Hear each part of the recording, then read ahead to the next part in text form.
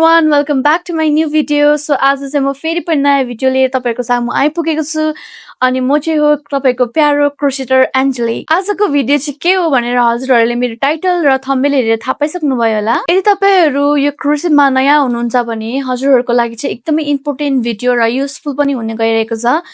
अनि यदि तपाईहरु नयाँ हुनुहुन्छ भने चाहिँ मेरो च्यानललाई सब्स्क्राइब गरिदिनुहोस्। आज चाहिँ म तपाईहरुलाई यो क्रोसेटको बेसिक कुराहरु बनाएर देखाउन गइरहेको छु।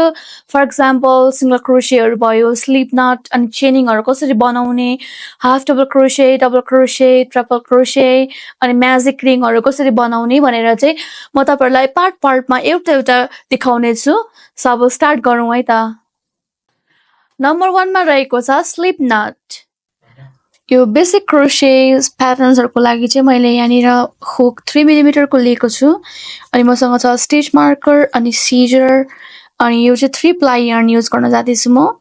सो फर्स्टमा थियो हाम्रो स्लिप नट। स्लिप नट कसरी बनाउने त? स्लिप नट बनाउनको लागि तपाईले चाहिँ एउटा फिंगर लिए पनि हुन्छ, दुईटा फिंगर लिएर बनाए पनि हुन्छ, तर म चाहिँ तपाईहरुलाई यहाँनिर सिम्पल वेमा देखाउँदै छु।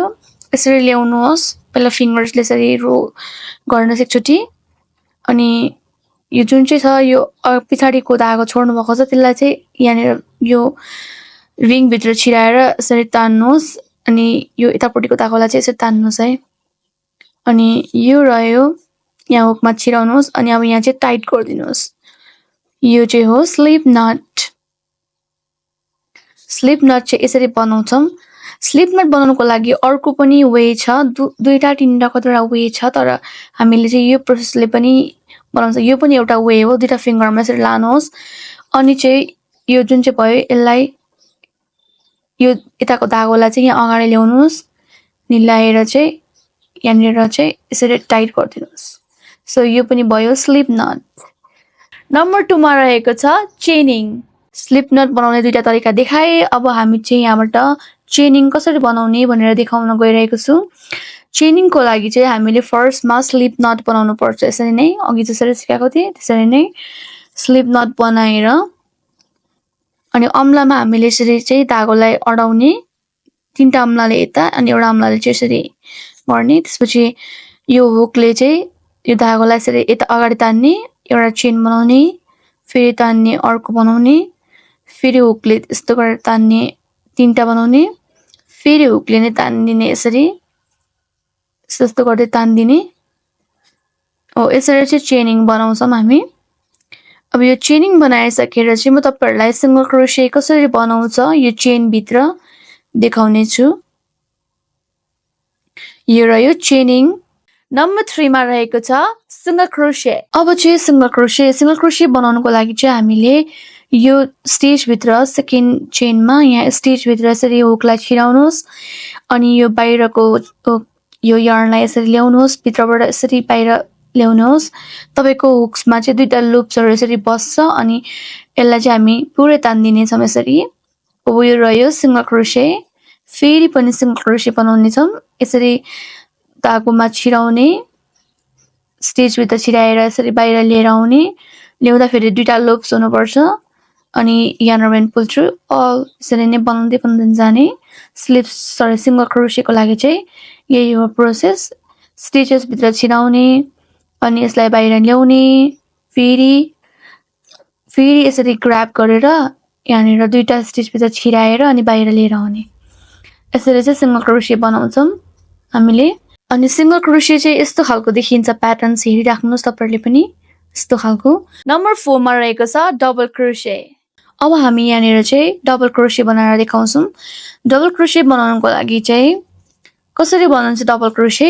पहिला सुरु तपाईले चाहिँ हुकमा धागोलाई यसरी ग्र्याब गर्नु पर्यो अनि यो चेन स्टिचेस भित्र चाहिँ तपाईको हुकलाई छिराउनुहोस् अनि फेरि यो धागोलाई यहाँ भित्र छिराएर बाहिर निकाल्नुहोस्। तपाईसँग छ तीनटा लुप्स, एउटा, दुईटा, तीनटा अनि फेरि सबै धागो नतान्नुहोस्। तान्यो भने चाहिँ हाफ डबल क्रोसे हुन्छ। त्यसैले तपाईले चाहिँ यहाँबाट यो धागोलाई तानेर दुईटा मात्रै लिनुस् ल, तीनटा नलिनुस्, दुईटा मात्रै यसरी लिनुस् अनि फेरि दुईटा लिनुस्। यो चाहिँ हो डबल क्रोसे। फेरि ग्र्याब गर्नुस् अनि यो चेन स्टिच भित्र छिराउनुहोस् अनि यहाँबाट बाहिर निकाल्नुहोस्। तपाईको हुकमा चाहिँ तीनटा छ, एउटा, दुईटा, तीनटा। फेरि यार्न एन्ड पुल टु 2 फेरि दुईटा हो। यसरी नै हामी डबल क्रोशे बनाउने छौं। डबल क्रोशे बनाउने तरिका चाहिँ यही हो।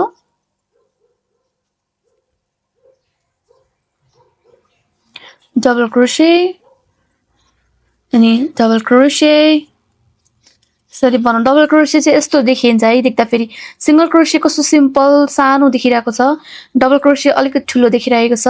नम्बर 5 मा रहेको छ हाफ डबल क्रोशे। अब म तपाईहरुलाई चाहिँ यहाँनिर हाफ डबल क्रोशे कसरी बनाउने भनेर देखाउन गइरहेको छु।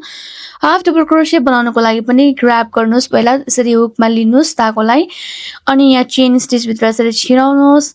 फेरि यो धागोलाई यसरी भित्रबाट छिराएर बाहिर निकाल्नुहोस्। यहाँ तपाईको चाहिँ 3टा लुप्सहरु छ, अनि यो सबै लुप्सलाई चाहिँ तान्दिनुहोस्। यो रह्यो हाफ डबल क्रोशे। फेरि ग्र्याब गर्नुहोस्, फेरि यहाँनिर छिराउनुहोस् अनि बाहिर निकाल्नुहोस्। तपाईसँग छ 3टा, अनि यो 3टै लुप्सलाई तपाईले यसरी तानेर गर्नुभयो भने चाहिँ हाफ डबल क्रोशे हो। हाफ डबल क्रोशे बनाउने चाहिँ यही तरिका हो। ल हेर्नुस्, हाफ डबल क्रोशे चाहिँ यस्तो देखिन्छ। यो सबसे फर्स्ट को रह्यो सिंगल क्रोशे, बीचको अलिअलि स्पेस देखिरहेको चाहिँ डबल क्रोशे, अनि यो हाफ डबल क्रोशे चाहिँ त्यति धेरै ग्यापहरु बस्दैन। नम्बर 6 मा रहेको छ ट्रिपल क्रोशे। अब चाहिँ हामी यहाँनिर ट्रिपल क्रोशे कसरी बनाउने भनेर सिक्छौं। ट्रिपल क्रोशेको लागि चाहिँ यसरी दुईचोटी धागोलाई घुमाउनुहोस् हुक भित्र, अनि फेरि हामी यहाँनिर स्टिचेस भित्र यसरी हुकलाई छिराउँछौं र यसलाई फेरि बाहिर ल्याउँछौं। ल्याउँदा फेरि चाहिँ तपाईको धागो यहाँनिर हुकमा चाहिँ एउटा, दुईटा, तीनटा, चारटा लुप्स हुन्छ नि त। अनि यो लुप्सलाई चाहिँ के गर्ने, पहिला दुईटा लिने, फेरि दुईटा लिने यहाँबाट, अनि फेरि दुईटा लिने। यो चाहिँ हो ट्रिपल। फेरि दुईचोटी यसरी ग्र्याब गर्ने, अनि यसरी स्टिच भित्र छिराइदिने, अनि बाहिर निकाल्ने। निकाल्दा फेरि एउटा, दुईटा, तीनटा, चारटा हुन्छ। फेरि दुईटा मात्र लिने, फेरि दुईटा लिने, फेरि दुईटा लिने। यो चाहिँ हो ट्रिपल क्रोशे, अनि यसरी नै ट्रिपल क्रोशे बन्छ। यो हो ट्रिपल क्रोशे। अब देख्न सक्नुहुन्छ ट्रिपल क्रोशे चाहिँ कस्तो ठुलो हुँदो रहेछ त प्याटर्न्स, हैन। यो रह्यो सिंगल, डबल, अनि हाफ डबल क्रोशे सानो। यो सबसे ठुलो चाहिँ ट्रिपल क्रोशे यस्तो देखिन्छ है, ट्रिपल क्रोशे। नम्बर 7 मा रहेको छ म्याजिक रिङ। म्याजिक रिङको लागि चाहिँ पहिला दुईटा फिंगर्स यसरी लिनुहोस् र मल्टिपल साइन या यस्तो खालको साइन बनाउनुहोस्, हैन। यो साइन बनाइसकेपछि चाहिँ तपाईले फिंगर्सलाई यसरी घुमाउनुहोस्। घुमाएर यो सेकेन्ड यार्नलाई चाहिँ अगाडि लिएर आउनुहोस्। यसरी अगाडि ल्याएर एउटा चेन बनाउनुहोस् यहाँनिर। यो रह्यो म्याजिक रिङ।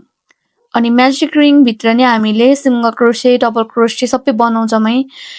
अब देखिहाल्नु भयो म्याजिक रिङ पनि यसरी बनाइन्छ। अब यसपछि रहेको छ एउटा last sleep stitch. Sleep stitch कसरी बनाउने त?